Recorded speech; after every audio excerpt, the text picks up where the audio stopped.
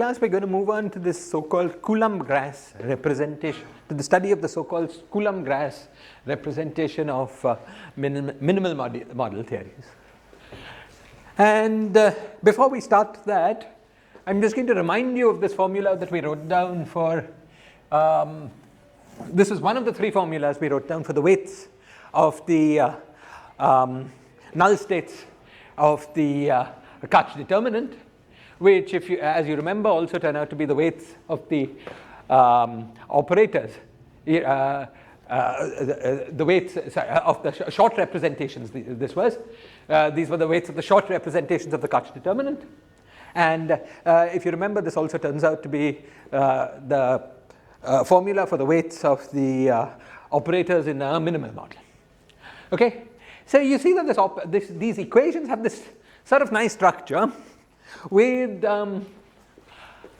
two integers r, s, this h operator, the h of these dimensions linear in r and s, and these sort of interesting looking relations. Now, in today's lecture, we're going to come up with a way of thinking of minimal models that will give you some sort of explanation for these formulas. Okay, and in today's lecture, we're going to do it sort of a little heuristically. In the next lecture, I'll attempt to give you a complete proof using the so-called BRST techniques that what we say in today's lecture is correct. But first, I want to tell you what is it that we're saying is correct. Okay. So to start with, we're going to move to a place that seems a bit far from where we want to be. We're going to return to the study of free bosons. Okay, so you remember that when we studied free bosons, we looked at the Lagrangian 1 by 4 pi alpha prime del phi, del mu phi, del mu phi. I think we called it x, then we called it phi here. And you remember also that we realized that there was a canonical value for this alpha prime that gave nice formulas. That was alpha prime equals 2. Okay, so when we did this, I think we had the inner, with this normalization, I think we had that the inner product x of 0 or x of x, if these were x's for a moment, went like minus alpha prime by 2 log of mod z square. Okay, and this sort of suggests that something nice, all formulas will simplify if alpha prime is equal to 2. So that this just becomes minus log of mod z square. And in any situation where we're not thinking of this field representing space-time, we decided we would use that convention. So we're going to use that convention in what follows. The action takes the form 1 by 8 pi del mu phi, and phi of 0, phi of z is minus log of mod z square. Okay, and we also had a formula for the stress tensor, which at alpha prime equals half becomes t is equal to minus 1 by 2 normal order del phi, del phi. Okay, this is just reminding you of formulas we're very familiar with. Now, the free boson seems to have nothing to do with minimal models, because the free boson works at c equals 1. Sorry. Important, I'm teaching. I'll call back, yeah. Okay. So the free boson seems to have nothing to do with minimal models, because free boson works at c equals 1, and minimal models work at c equals something less than 1. But there is a very simple deformation of the free boson, which in string theory we sometimes call the linear dilaton conformal field theory, which gives you theories with different values of the central charge. And we're now going to study that deformation. Okay, also before we go on to the more complicated theory, let me remind you that we had e to the power I k phi. This was a vertex operator, a primary field, and it had delta was equal to k square by 2. Okay, good. I'll keep that formula up on the board, so when we come to this part, I'll move to the next part. Okay. Now, what alpha prime, it's alpha prime by 4, but we're setting alpha prime equals 2. Right, so every formula with the phi has alpha prime equals 2. Okay, excellent. So now we're going to look at a theory which is defined by the action 1 by 8 pi del mu phi, okay, plus phi times r times some, I think he calls it nu. I'll sit with his notation just a minute.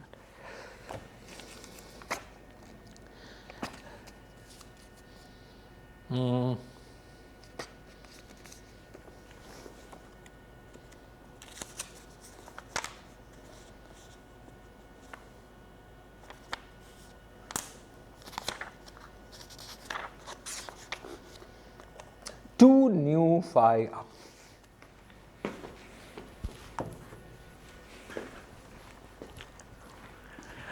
Okay, so what is R? R is the space-time curvature of the two-dimensional world sheet metric. Okay, so now we've moved to working on in a theory with a general on a space with a general metric. Our action is square root g integral all of this, where R is the Ricci scalar. Clear to everyone what R is, what this action is. Now, notice that in this course, we're not going to make gravity dynamical. Okay? So we're just studying conformal field theories on a given background manifold. And if we choose that background manifold so that it has this R, this changes the action if it's curved. R is for the Ricci scalar of the target space. No, Ricci scalar of the world sheet, two-dimensional R. Okay? However, were we to study this theory just in flat space, R is 0. So either on a flat plane or on a cylinder, or even on a torus, R is 0. And so this action goes back to the old action. Okay? So you might think that this is turning on this R may change the theory, will change the theory in a fancy space. Let's say you're interested in studying this, the partition function of this theory on an S2 or correlation functions on S2, then R might be important. Okay? However, you might think that if we're working not on a fancy space, but just like on a cylinder or the plane, we've not changed the path integral of our theory. And that is correct. However, by adding this R, we have changed one thing. We've changed the formula for the stress tensor of the theory. Okay? Because the stress tensor is the object that tells us how a theory responds to changing a metric. Okay? The stress tensor is d by d g mu nu. D by d g mu nu acting on the path integral inserts a copy of the stress tensor. Okay? So, by turning on this R operator, this R term, by modifying our action in this way, we have changed, even though correlation functions, really on the plane, okay, and even this we'll be a bit careful about. Because if we think of the plane as a compactified sphere, then we've changed even correlation functions. Because R cannot be 0 everywhere on the sphere because of the Gauss-Bonnet theorem, which we'll remind ourselves about. And often when we think of the plane, we're secretly considering the sphere because we're compactifying a point at infinity. Okay? So when we're dealing with theories on a compact manifold, as we often will be, we have changed even the theory even on the plane, because you've compactified to pick the sphere. Okay? But you've changed it in a very little way, because in this representation where the sphere is a plane, all the curvature is centered at infinity. Okay, so the modification lies all at infinity in some sense. Okay, but even locally, we made one change, which is we've changed what our definition of the local stress tensor is.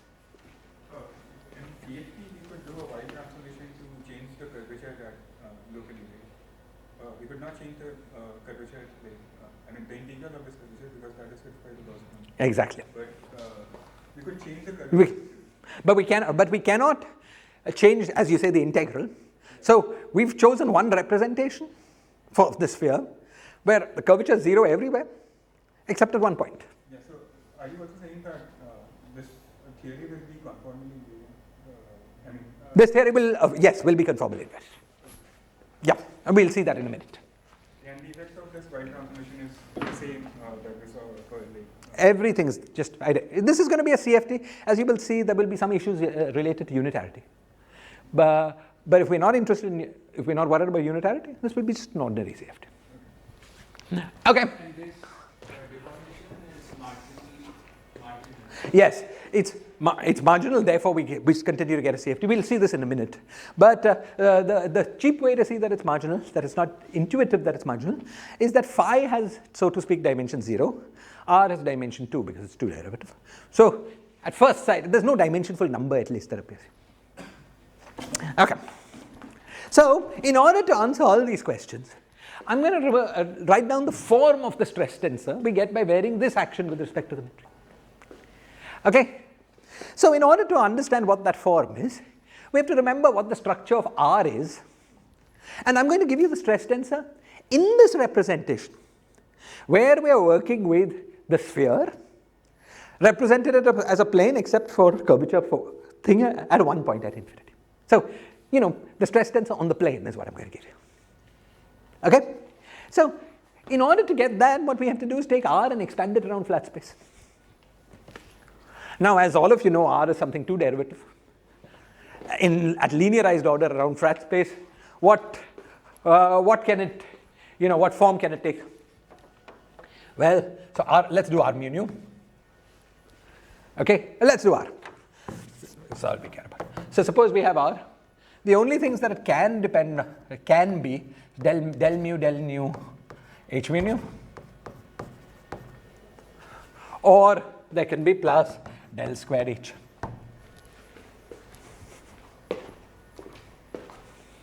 Right? These are the only things that could appear. Okay, so R, when you work it out, some linear combination of these two. I won't work out the algebra because. Okay, now you just put this in and differentiate with respect to h. Okay, you integrate by parts with the derivatives. So the stress tensor is going to give you something involving 2 derivatives acting on phi. What is del square h? What? Del square h is h mu h mu.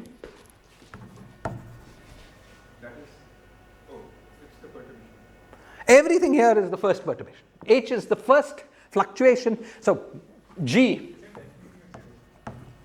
Why?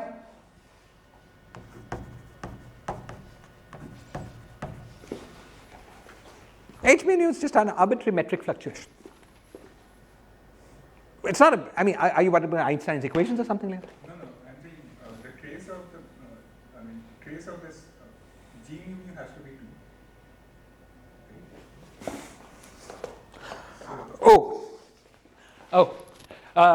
Okay, but okay, good. So let's consider a metric which is G mu nu is equal to delta mu nu plus H mu nu. And you are saying that if we, maybe it does have to be 0. Maybe it does have to be, just not. You are saying that H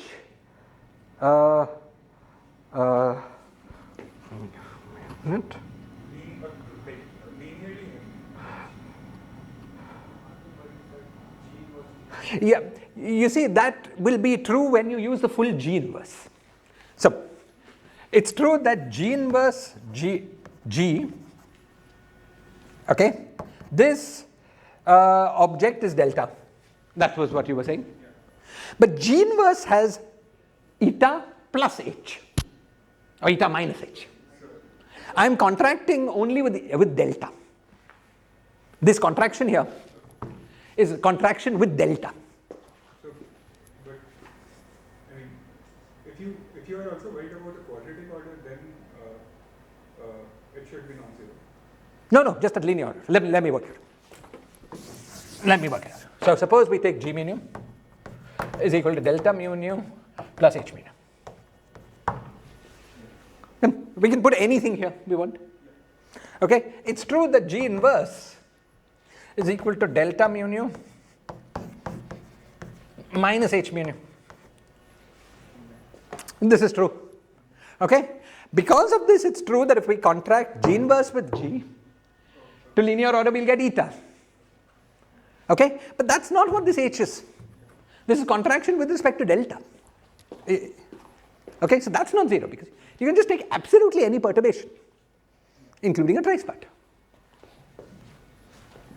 Okay, but fine, I'm not even going to tell you what these coefficients, work out to. Fine.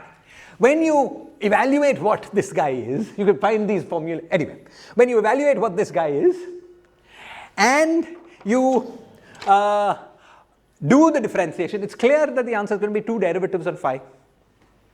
Okay? The nice thing is that it turns out to be holomorphic. So we get a del square, that's tzz is equal to del squared phi. And I'll give you the coefficient in a moment. Z bar is equal to del z bar squared phi. The trace part is 0. Okay? But isn't this the same thing we get when we work out? We've got del phi. We got an expression quadratic in phi. Right? Because the action here was del mu phi. When we varied that with respect to the metric, we got something quadratic in phi. This is now something linear in phi. So it's different. Is this clear? Okay? And let me give you the coefficients that will come out when you do this. Okay.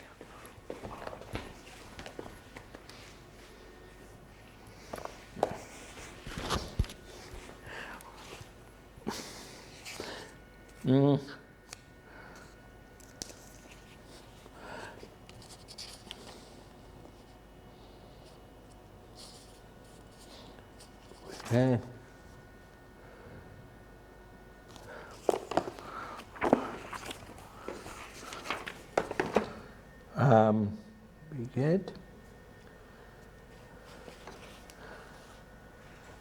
nu by 2 pi. Okay, so let's say we've got that in the notation where we've got the 1 over 8 pi outside, and we get this. We get that the stress tensor, I'll write T mu nu, I'll write it out in the notation that he gives, is equal to minus gamma by 2 pi d mu d nu phi minus half eta mu nu del squared phi.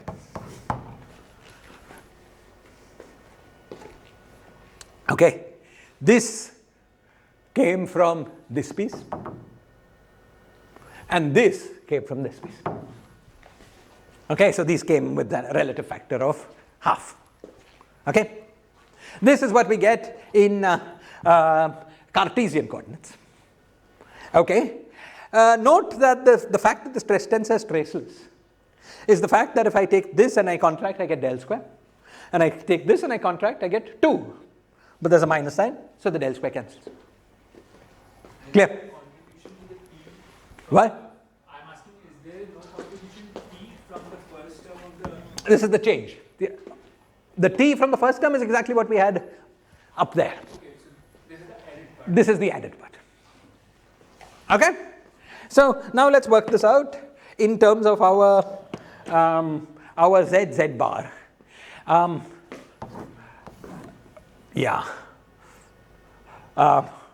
This is always going to be a difficult thing. I wish this guy had given it in terms of z bar. Okay, in the this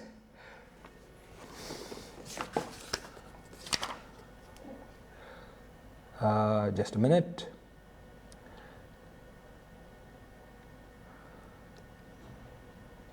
Okay, so I square root of 4 naught. Yeah, okay, so if you work this out in terms of our z bar coordinates, this gives you, okay, so now I'll write the full stress tensor. Tzz is equal to minus del phi, the holomorphic part. Okay, and then plus I plus gamma del square phi. The fact that we get the stress tensor with just a gamma and no funny factor is the reason why we put that 2 gamma. We chose the constant so that would work. Okay. So now we've got a new kind of, we've got the same theory, but with a new stress tensor.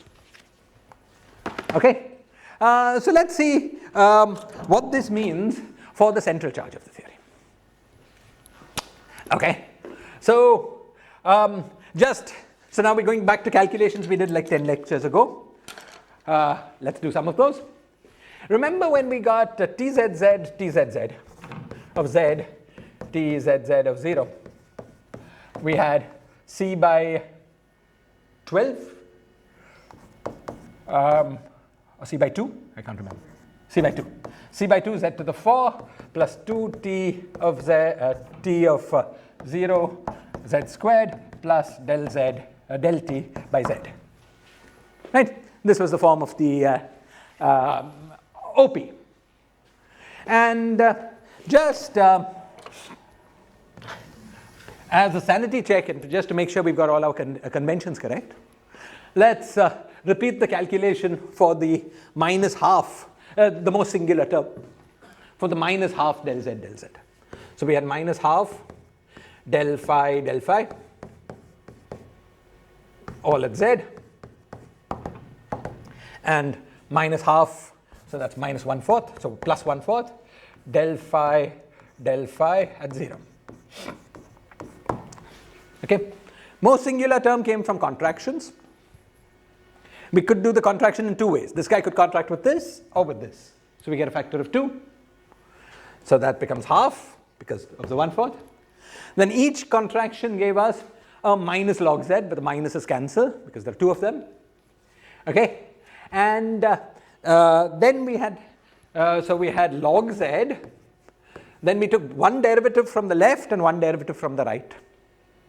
Okay, let's say that this was the derivative from the left that gave us a 1 by z. Then we take a derivative from the right, which makes it 1 by z square. The 2 minus signs cancelling. There's a minus sign because we're differentiating 1 by z, and there's a minus sign because we were working from the right, z1 minus z2. Okay, so this gave us 1 by z square. So, and the same thing happened with the other contraction. So we get half 1 by z to the 4 in agreement with central charge being 1. Okay, and you remember that if you worked out all the other terms, it worked out very nicely. This we did in great detail. Right? Fine. So now that we've got this under control, let's work out what we get. Let's work out what we get, including this new correction term. So when we include the new correction term, we're going to get 3 different. Phi OP will also change. Phi OP will not change because we're computing correlation functions in flat space. And the action has not changed in flat space. Right? Just on the plane, r was 0. So the path integral we were doing, at least locally, okay, it has changed at the point at infinity. So global correlation functions may change. Okay, but locally the path integral we're doing is the same. Remember how we got the phi OP?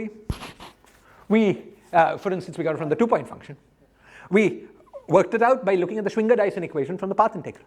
That Schwinger-Dyson equation has not changed. Because we have this extra term when we vary with respect to phi, we have the extra term which is r, but r is 0. So when we solve the Schwinger-Dyson equation, we'll get exactly the same answer. If we insert this phi at, let's say, infinity, then we will have to do funny things. We will never do that. All our phi's will be always at finite points. Okay? second part of 2 tzz, this gamma of del 2 phi is coming because of that. This one, this term? Yeah, no, in the last expression. Yes.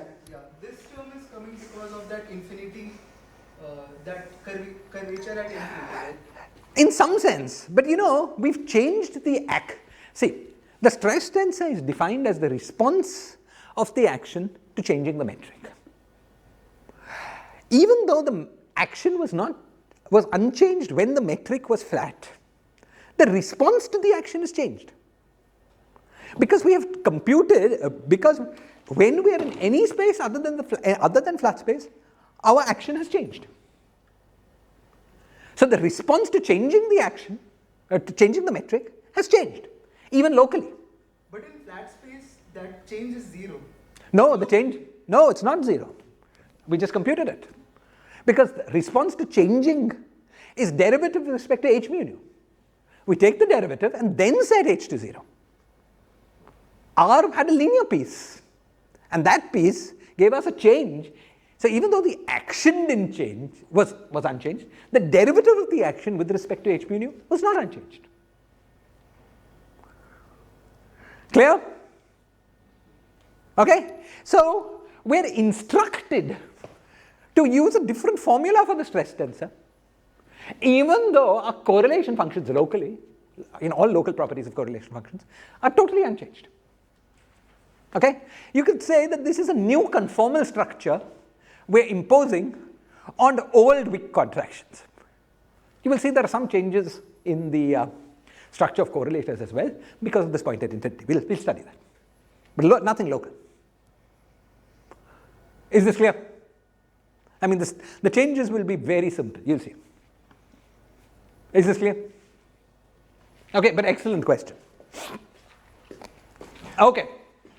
Now, let's keep going. We want to compute this TTOP. So this TTOP now has 3 extra terms. There's from the old T's del phi with the new gamma term, the gamma term with the new del phi, the new term with the old, and the new with the new.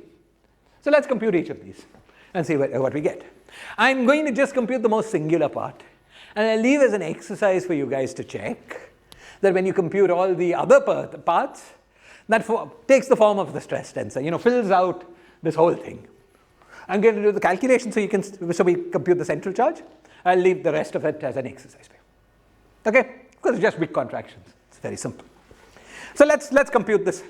So there was one which was del phi with a minus half, z, and this is del squared phi of 0. Okay? Everything this was multiplied by gamma, times gamma. Okay? Well, let's write them all down, then we'll evaluate them. So then there was del square phi at z, and del phi at 0 with the minus half. Okay, multiplying gamma.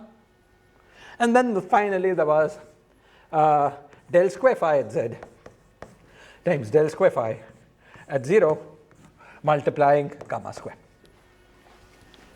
Right? So let's evaluate each of these. Once again, this guy does not contribute at leading order because you cannot saturate the Wick contractions. You can contract this with this, but that leaves nothing to contract this other del phi.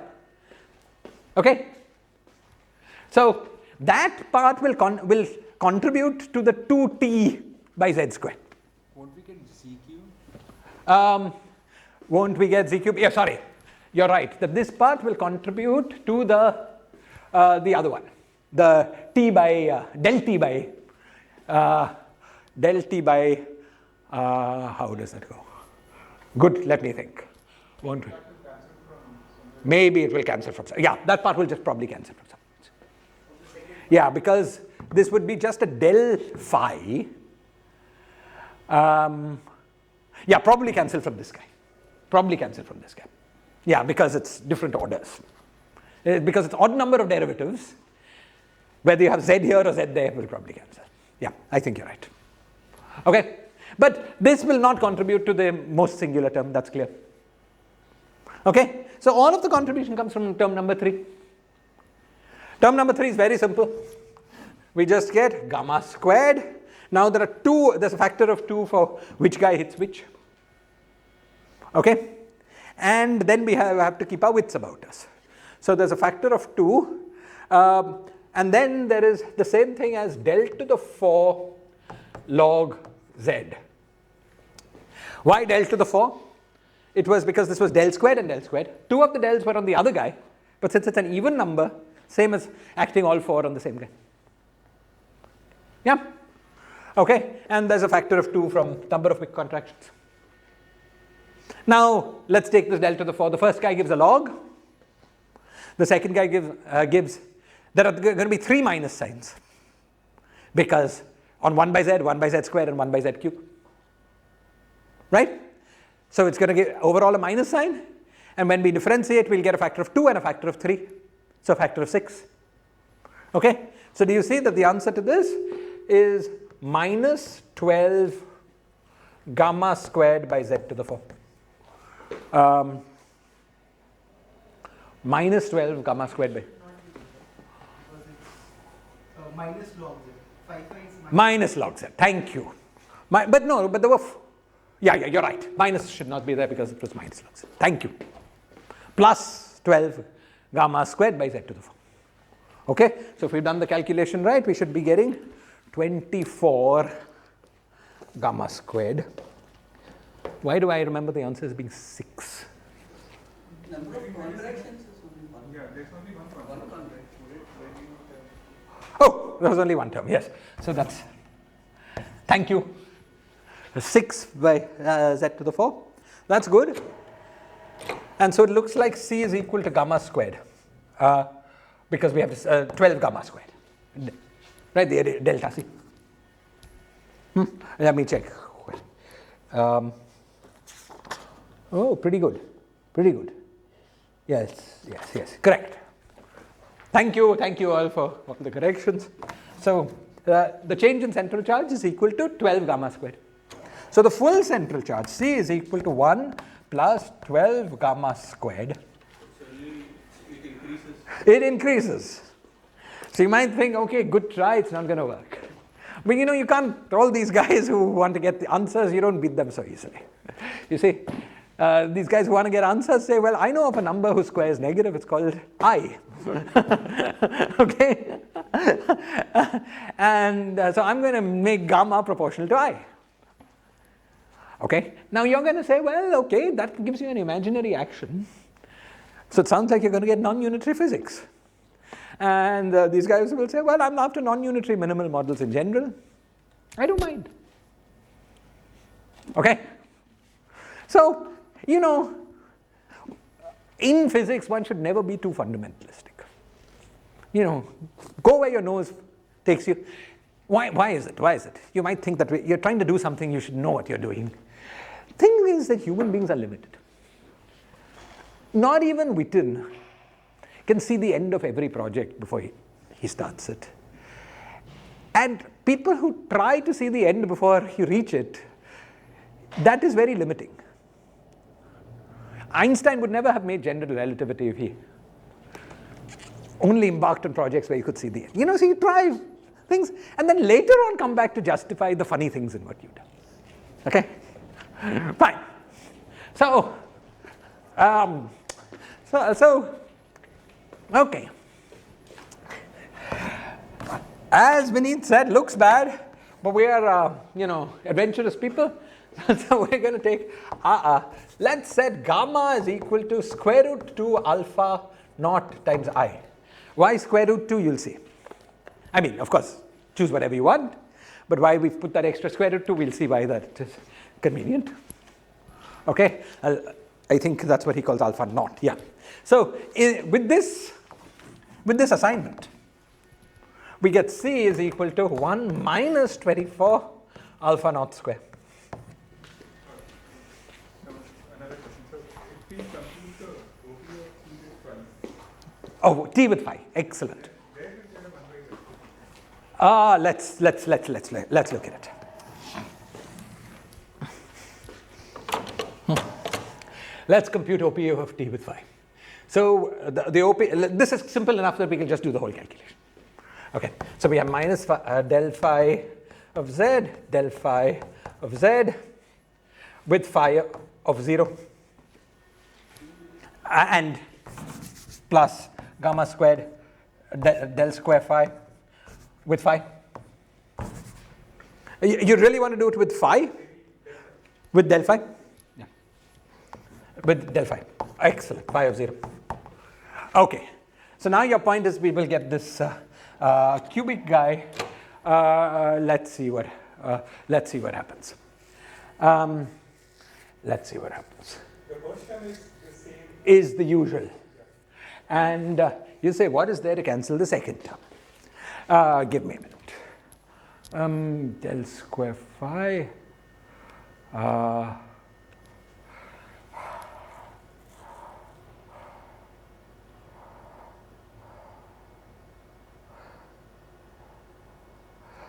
Yeah. So this is telling you that del phi itself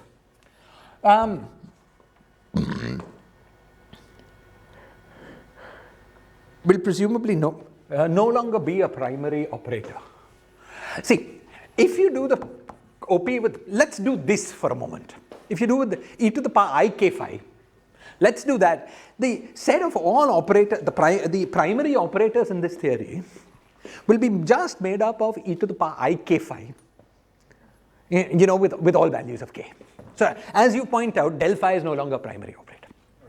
Okay, and the reason it's no longer a primary operator is basically, see, in the zero momentum sector, previously we could generate everything that was even in phi by acting with stress tensor on vacuum, because the stress tensor was del phi del phi. We could never generate odd number of phi's by acting with stress tensor on vacuum. Okay, for that we needed to act with stress tensor on del phi to get the part of the Hilbert space that had odd. But now that we've got an odd part in our T, we can generate both the odd and the even part with just the action of T on phi. Okay, so this del phi will be a descendant of identity. Okay, but different momentum sectors, of course, are different. Okay, therefore, e to the power e to the power ik phi will continue to be a new primary. So let's compute that.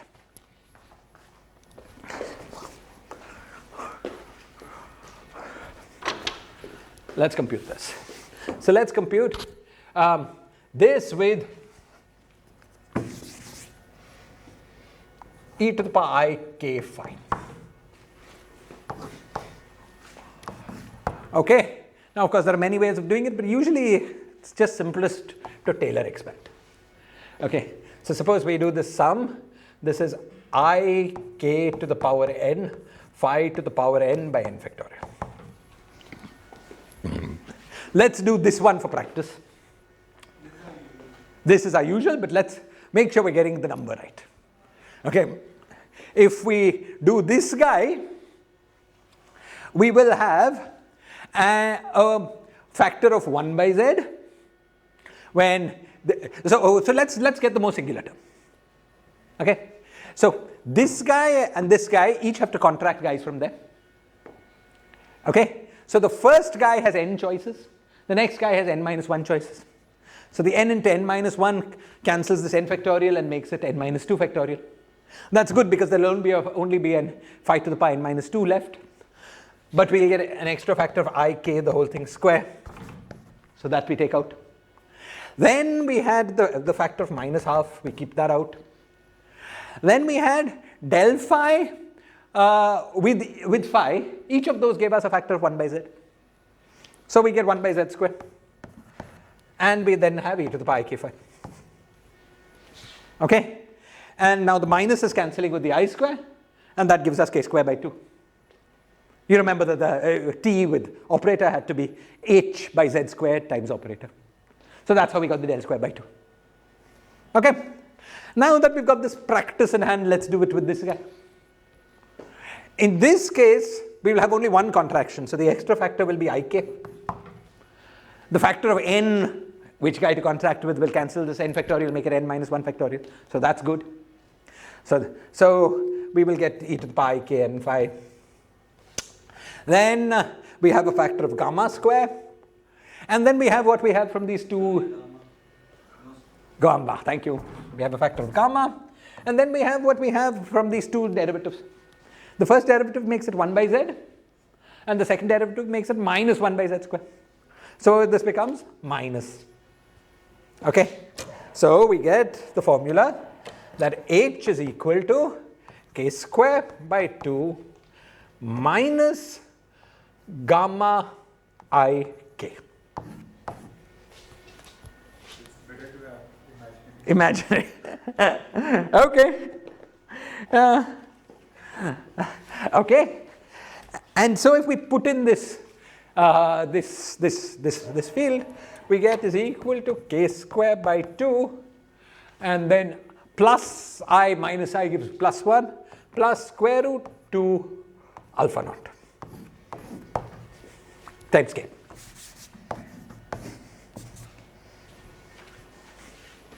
Okay, I'll just check that this is what they get.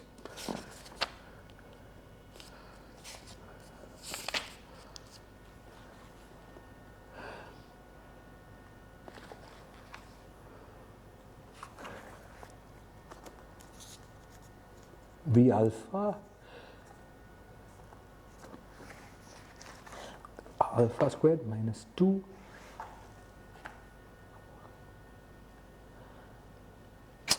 give me a minute, alpha not alpha,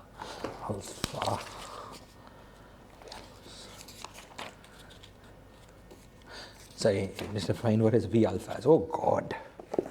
Okay, I'll just, this fellow defines V alpha as equal to e to the power I square root 2 alpha phi. So his k is alpha, that is fine, but more irritatingly he puts a factor of square root 2. His motivation is clear because he doesn't like k square by 2, he wants k square. Right, so we will get k square by 2, which will be just alpha square. Okay, so he quotes dimension alpha square minus 2 alpha naught alpha. Okay, the minus is going to give us trouble, right? Let's check that the other relative factors work though. This mu is I root 2 alpha naught or minus I root 2? Good question. That will change it. But ignoring the minus sign for a moment, 2 alpha naught alpha is correct. the 2 alpha naught alpha is correct and alpha square is correct, right? There is a minus sign question. Let me check.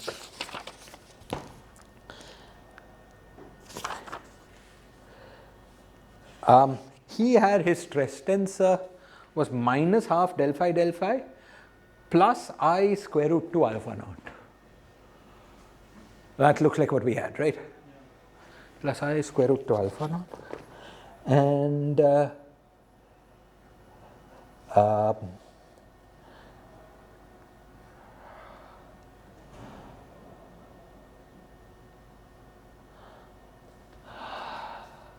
square, I mean, that's a minus log z, right? That one. yes, did I miss that? Yeah, so you added an extra minus sign, right? That shouldn't be correct. Oh, thank you. Because del square acting on minus log z is plus 1 by 2. Thank you. Thank you. Thank you. So this was plus. So this was plus, and then we get minus, and we get the same as. Thank you very much, Vineet.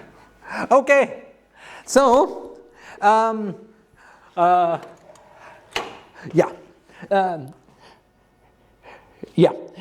So we get that these vertex operators, which remain primary in this theory, remain primary but with a shifted weight. What was alpha squared, the analog of k squared by 2, has become alpha squared minus 2 alpha naught alpha. Okay? So now we sort of see where we are. We're in a theory with lower central charge. Okay? We're in a theory with lower central charge, and we are in a theory where our primary operators have shifted, are these momentum plane waves, but they have shifted weight. Okay. Now let's examine this theory. Where we are going, of course, let's come back to.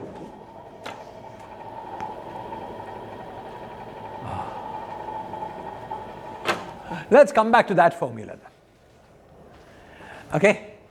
Where we're going is to try to produce a theory with these quantum numbers. You know, with something special happening when h takes this weight, where these are the quantum numbers are there. Okay, so we'll see how that goes. But just to keep in mind, 1 minus c, c was, remember that c here in our situation, c here was equal to 1 plus minus 24 alpha naught square. Okay, so those combinations that will appear there, 1 minus c is now equal to 24 alpha naught square. Okay, and 25 minus c, okay, is equal to 24 overall outside, 1 plus alpha naught square. Okay, so if we just use alpha naught as a parameterization of the central charge, you give me a central naught, I'll find a central charge, I will find an alpha naught such that your central charge is 1 minus 24 alpha naught square. Okay, we can rewrite those formulae above in terms of alpha naught, and I'm just going to perform that rewriting. Okay, we have HRS is equal to H naught. The first formula has not changed, 1 R alpha plus S alpha minus. What has changed is the formula for H naught, which is now alpha naught square with a minus. Yes, minus alpha naught square, and the formula for alpha plus minus. Okay, note that the square root 24s are cancelling in both places. So alpha plus minus is equal to alpha naught plus minus root of 1 plus alpha naught square. If nothing else, you see that this parameterization of the central charge has simplified the formulae. Always a good sign that we're on something good may be happening. Okay, great. But let's keep this aside, let's keep this box aside and continue with our study of this theory. Okay, now the next question I'm going to ask are, can I compute correlation functions of these vertex operators? Okay, can I compute correlation functions of these vertex operators? Okay, so let us remind ourselves for just 1 minute what the correlation functions of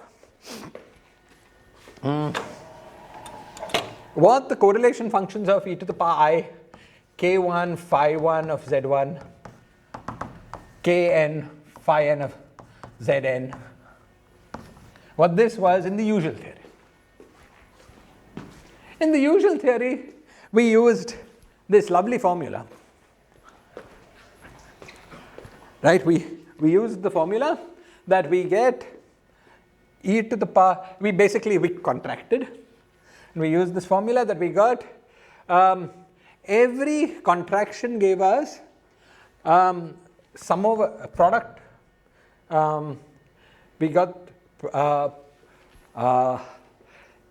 contractions and 2-point function. So let's see. So we get every way of contracting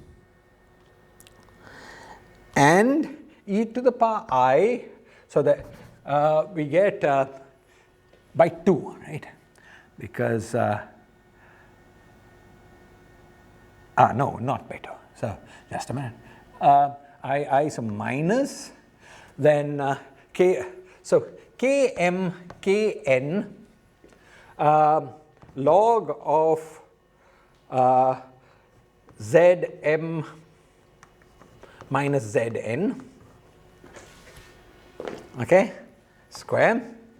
The log came with a minus sign, but I square comes with a minus sign. Okay, so that went away. And then you choose every way of contracting and sum over all of them. Okay, so what you get basically is Zm minus Zn to the power Km Kn, okay, and many such terms, and sum over all ways of making contractions. Right? So this was our answer. Except there was one thing. This answer was only correct when sum over all kn's was 0. That, you remember, came from the 0 mode part of the integral, from translational invariance. Okay? So there was this constraint on our path integral that told us that we only got something non-zero when all the momenta summed up to 0. And other than that, we got these nice contractions, these big contractions in pairs. Okay, fine. Question: now that we have changed our theory so that we've got this R factor, okay, has this correlation function changed? Well, from the point of view of Wick's theorem and so on, nothing has changed. So this part is not changed. But what about the delta function that enforced translational invariance? Okay? It's not so clear anymore that this thing at infinity is not going to change things. So del phi is not even is it still a conserved current? Is del phi a conserved current? Okay. Del phi will be a conserved current in no, it will not be a conserved current. It will not be a conserved current, but its lack of conservation will be something very particular. Exactly. So, exactly. So let's work this out. Okay, let's work out Noether's theorem for translations. Okay, so that's what we have to do. What we're supposed to do is to work out Noether's theorem for translations, and when we do that, we should get sum over del phi, sum over k is equal to 0 in the usual case, and we'll get whatever we get in the new case. Okay, so let's do that.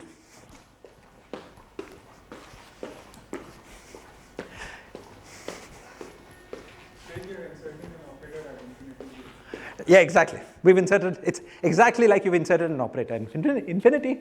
It's a very particular kind of operator, so it breaks translation invariance, but in a very particular way. Exactly. Yeah, so the point infinity has become somehow special in this representation. So there's no translation invariance in some sense anymore. Whereas you'll see. But it's a very mild breaking, as you will see, of this translation invariance. This local structure of the operator, of this thing doesn't say it. It still depends on differences. It still depends on differences because you see the guy that you've put is at infinity. So if you translate any finite amount, that guy is still at infinity. Okay? So it's just some global thing that matters. Right? Okay. Now, in order to understand this, let's go back to our action. So our action was 1 by 8. So S is equal to 1 by 8 pi integral square root g del mu phi plus 2 nu phi r. Okay, and the translations we're looking at Okay, I said the thing I said about translating because of infinity is not right, because we're looking at translation, sorry, I got that mixed up, in target space.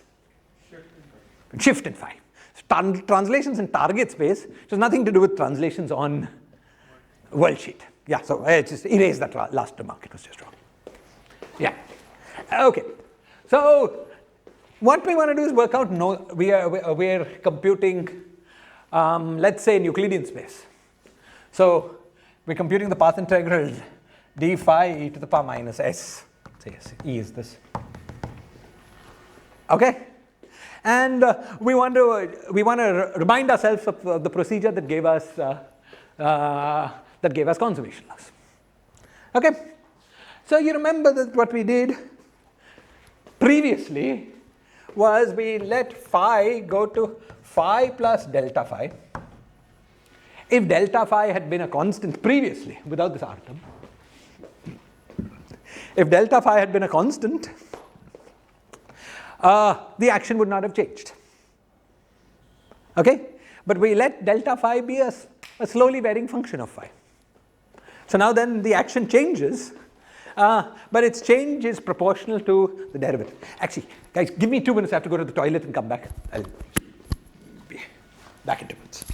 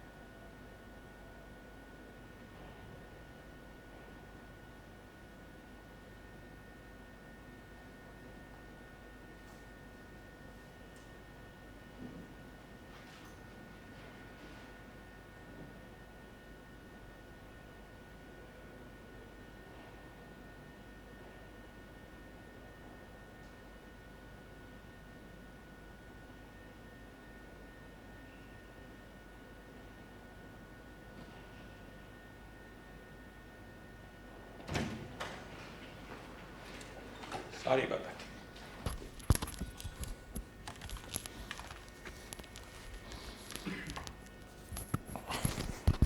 Okay, so we look at this path integral and make this infinitesimal change and see what happens. Okay, so from the first term we find that we have the change in the action is square root g del mu phi. That was probably del mu phi by 2. Right, so our action in usual notation is del mu phi by 2. So we get del mu phi, delta phi, del mu delta phi, the 2 having gone away. Okay, and then we could integrate this by parts and write del mu of del mu delta phi, del mu phi, with 1 by square root g, 1 by square root g, square root g, the usual stuff, right? So, and this being multiplied by delta phi. Okay. However, now we get the second term, which is plus plus 2 gamma delta phi times r.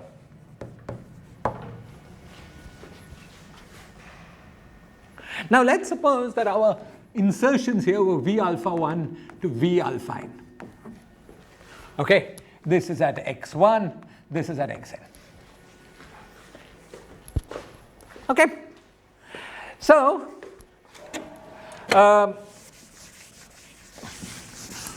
this change of variables also gives us a change in these insertions. Okay, now remember what v alpha was. V alpha was e to the power 2 square root 2 I alpha phi. Okay, so the change that we get, delta v alpha, is equal to e to the power square root 2 I alpha delta phi at xi. Clear? Okay, every variation is very small, so we can bring them all down. Okay, and so we conclude that insertion of del mu, and now I'm going to move to flat space except at infinity. Oh, let me be more covariant. Del dot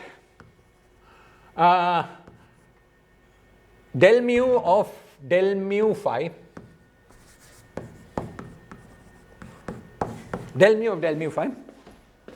So I've got delta phi at x. At x,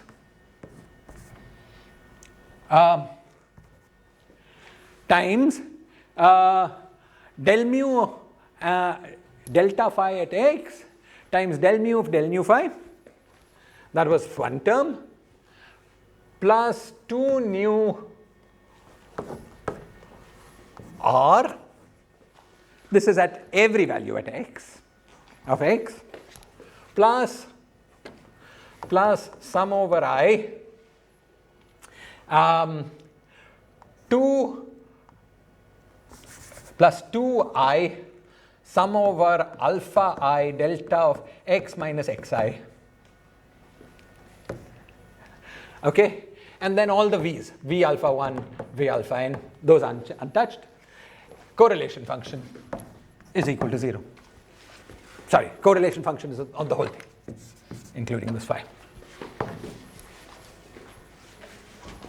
You remember the logic, right? The equal to 0 was because all we're doing is a change. Change in the path integrals, doesn't change the answer. Okay, but you got something of the same form as before, plus this extra change.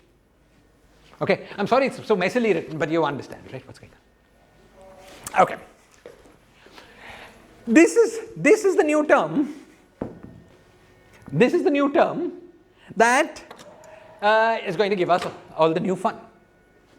Let's see the implication of this new term. The implication of this new term is very simple.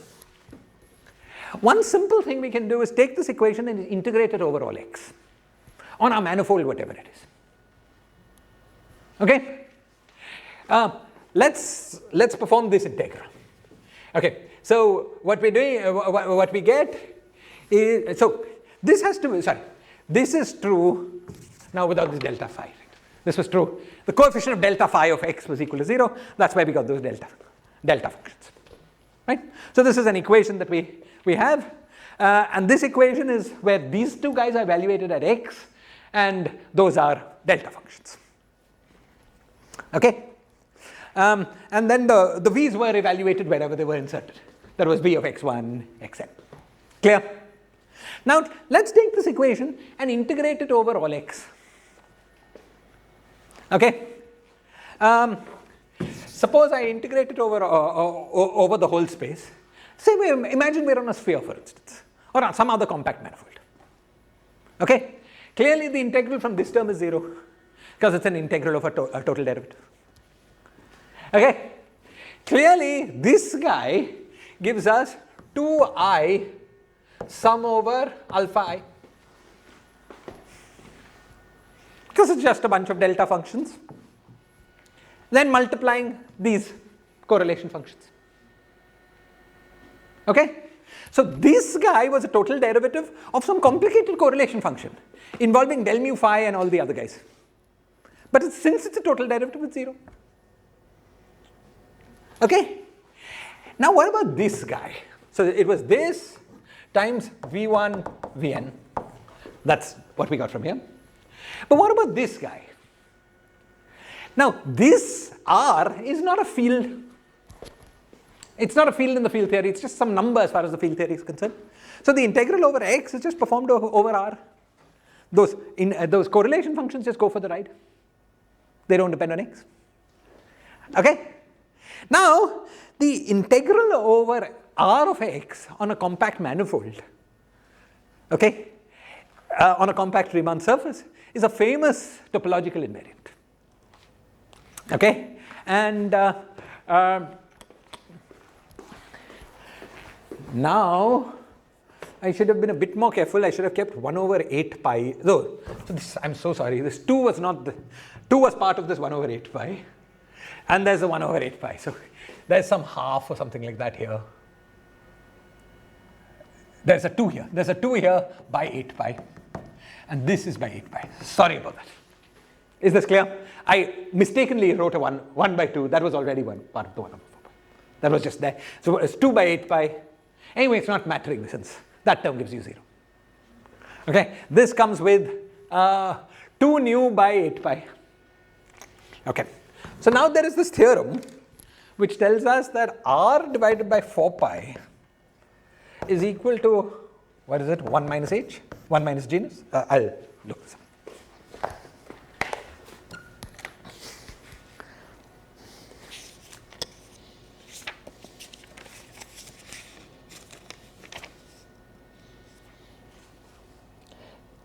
Two into 1 minus. 2 into 1 minus 1 minus g. Right? Where g is 0 for the sphere, g is 1 for the torus, g is 2 for a genus 2 surface, I mean with the two handles and so on. Okay? So inserting this in, what do we get?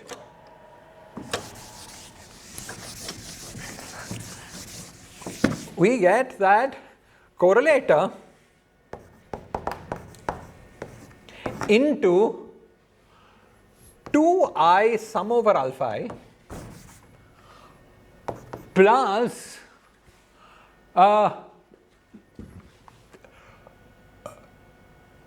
so 1 over 8 pi gave us 1 over 8 pi gave us 1 minus g. So 2 nu into 1 minus h, or g, 1 minus g, is equal to 0. This guy multiplies the correlate as well.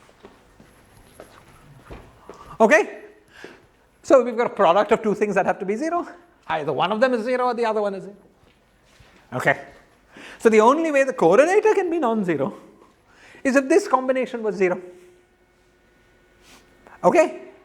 And so we conclude that we can only have something non-zero if sum over alpha I is equal to minus 2 nu divided by 2i into, let's put this at 2 minus 2j. Okay. Now if you're thinking that nu was a real number, this looks pretty bad. But nu is not a real number for what we're doing. Nu was equal to I root 2 alpha naught. So it's equal to 1 by root 2 alpha naught into 2 minus 2j. With the minus sign. Now let me check if this guy's got the same answer.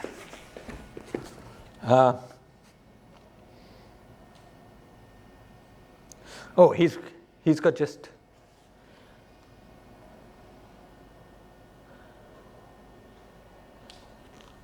okay. First, he's working at genus 0, but he's got just sum over alpha k is equal to 2 alpha naught. It's not got a minus. Yes, no 1 by root 2. And he's got, yeah. Okay, let me see where we've messed this up. The solution over alpha should have come with the square root. Did I put it 2? Thank you. This guy should have been square root 2. Good. So that helps a bit because we will get, let's just, in this formula, in our heads, put in I2 square root 2 r by 8 pi. So now this r by 8 pi is 2 into 1 minus g. No, r by 8 pi is just 1 minus g. So final answer you'll just get minus alpha naught rather than 1 by root 2. 1 by Do root. that change. I do that change. Minus alpha naught, yes. Now he has 2 alpha naught, 2. Just. He has 2 alpha naught. So I think we're differing only by a minus sign because he said g equals 0. Give me 1 minute more. No. Did I, that's,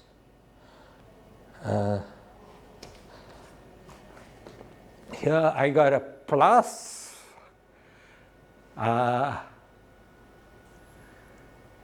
Euler character is integral r or is it minus? Well, I'm just looking at a formula here which says square root g r is equal to integral 8 pi. Integral square root g r is equal to 8 pi into 1 minus g. That's what he claims at least. Give me 1 minute, just 1 second. This, his vertex operators, I hope he has I, not minus I. He has I. So vertex operators shifted with an I. We had an I.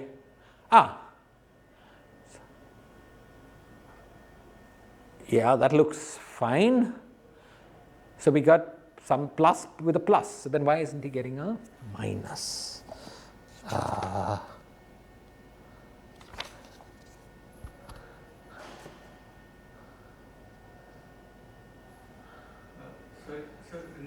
When you did integration by parts, there should be a relative negative sign. There should be, but that didn't matter at all. You're right.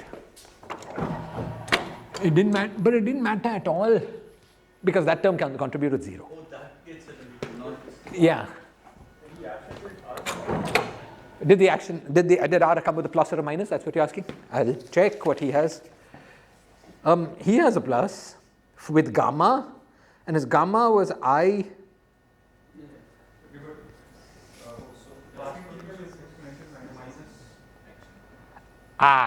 Path integral, thank you. There you go. Path integral is minus action. So, exactly. So, we vertex operators, we didn't put a minus sign for. So, there's a relative minus sign. Thank you. Thank you. So, so we get a minus sign from here. So, this becomes plus, this becomes minus if we keep those signs. Just always switch the sign of Thank you. So this became plus, and this is our final answer. So if we're working on a genus G manifold, we have sum over alpha I is equal to minus, plus alpha naught into 2 minus 2G.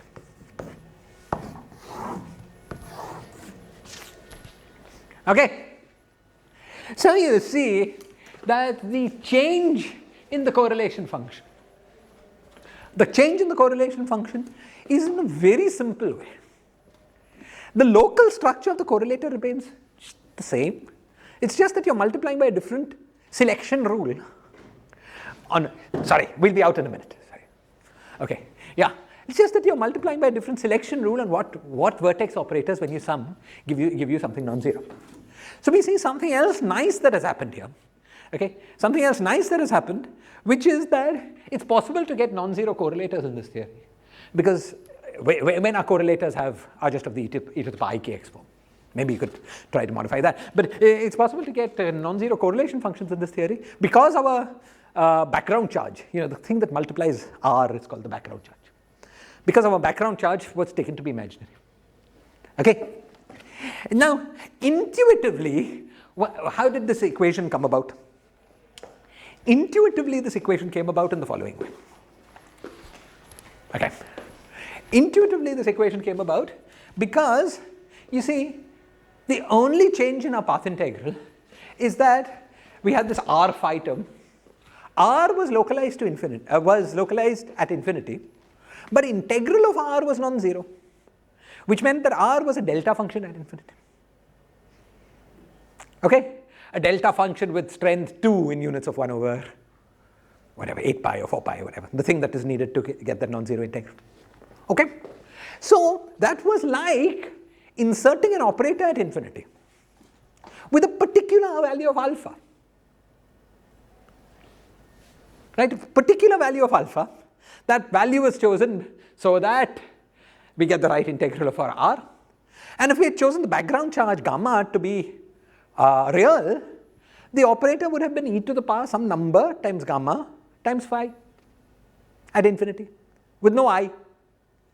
But if we chose it to be complex, imaginary, then we get an imaginary number times phi.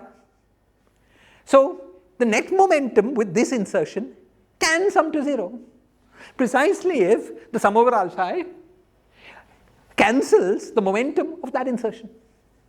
That had a nice real momentum because gamma was imaginary. And getting all this right was basically just expressing that fact. Okay, it's like we've put a vertex operator at infinity with a very particular momentum.